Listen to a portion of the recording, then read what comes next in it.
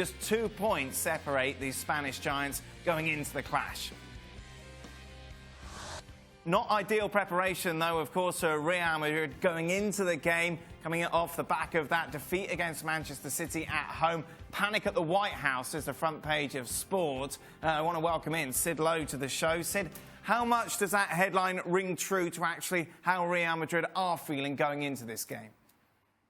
Well, look, Sport is a pro-Barcelona sports daily. The other big pro-Barcelona sports daily is El Mundo Deportivo, who today went with almost exactly the same headline. They went with white panic. And, of course, in part, this is wishful thinking from their point of view. But it's also about the response to the defeat against Manchester City, the fact that Real Madrid have dropped 5 points over the last 2 weeks in La Liga, and that sense that there is tension building.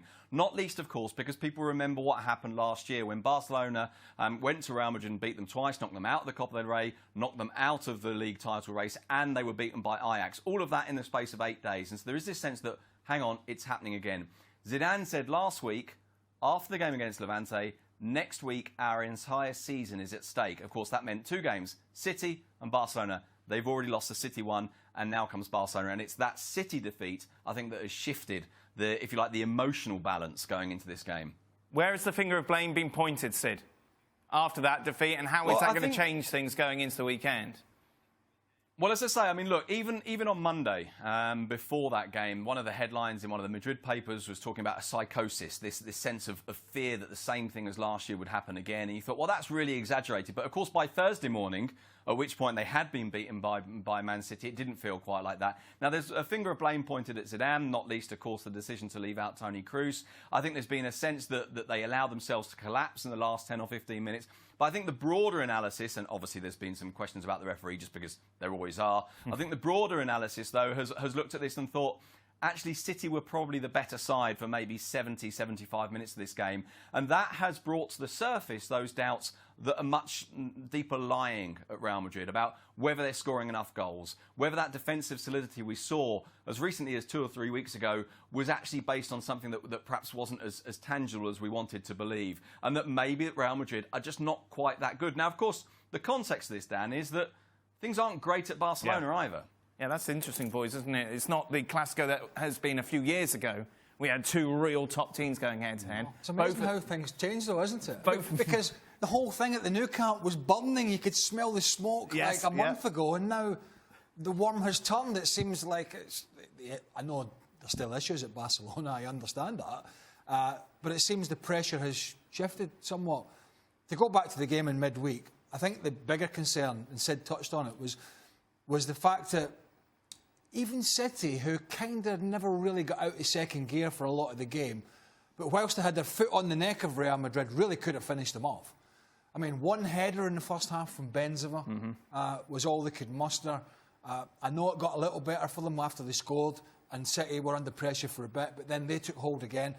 And I just feel they're not able to control the game like the ones did. I mean, I suppose it was a Kroos or Modric thing during the week, because obviously the Casemiro, Modric and Kroos, there's not enough legs in there anymore, so young Valverde plays. And that's a big decision for him at the weekend. What does he do? Because he needs to try and get control of that middle of the park. That's what they did so well when they were very successful. What is he likely to do, Sid, regarding that 11? That's a very good question, because Zidane does have a habit of surprising us. And, you know, of course, you look at the midweek game and the inclusion of Vinicius. Maybe we saw that come in, but nobody saw the lack of Kroos being a probability. And so I think what he will probably try and do is reinforce the midfield. Looking at that lineup there on the screen, I think you would say that's perfectly plausible. It's also plausible that instead of Vinicius, it's Isco that goes in there to try and create what Craig was talking about, that control in midfield, the number of bodies in there, the players who can keep hold of the ball, which was what was so surprising about the absence of Kroos, because while it's true there are other good footballers in the team, he's the one that judges the pace of the game the best, that maybe doesn't kind of stand out, doesn't do really dramatic things, but gives them that degree of control that they lacked. And I think there are some very significant doubts. That's a perfectly plausible lineup. I wouldn't be at all surprised if we saw a variation which might be Isco instead of Vinicius, though. Does that work for you, Stevie? Having an extra man in midfield? Absolutely. I think that's a smart move. It's, you know, Sid was talking about, they said there's 2 games for the season and one's gone and they've lost it. They can't afford to just go gung-ho to the wind and open up. So playing 2 up front and keeping it with 4 in the middle, I think it's a smart move, because Barcelona haven't been particularly strong in the middle of the park either. We know defensively they can be vulnerable, so it would make sense to be solid and then either hope that you can create, which you haven't done recently, or that they can make a mistake. I think that's a smart move. It would be.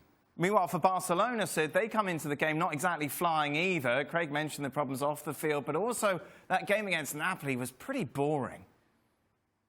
Yeah, it was, wasn't it? I mean, look, on one level, I suppose, and bear with me while I say this, because to start with, it might sound a little bit daft. I suppose on one level, given how poor Barcelona's away performances and results have been, I think I'm right in saying that it's only 2 victories in a knockout game away from home in 10 matches in the Champions League. You go away to Napoli, it's fairly dull. Apart from the moment when you got caught, though, you keep a certain degree of control. You get a 1-1 draw, and you probably think that's quite good. But yeah, absolutely. The response to this was, oof, this isn't very good. Napoli shouldn't be the strongest team in the Champions League. They should be a team that you can go away and beat. And that Barcelona lacked the fluidity in the passing, they lacked pace, they lacked the ability to create chances. And that meant that on Tuesday night, there was a certain degree of pessimism, I think, in Barcelona about the Clasico. Of course, what changed it is exactly what we've just been talking about.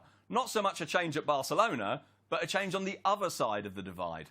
How much does that play in the psyche of a player going into these big matches? Well, the fact that you get a draw against Napoli, people are critical of you, but then you see your opposition lose 24 hours later.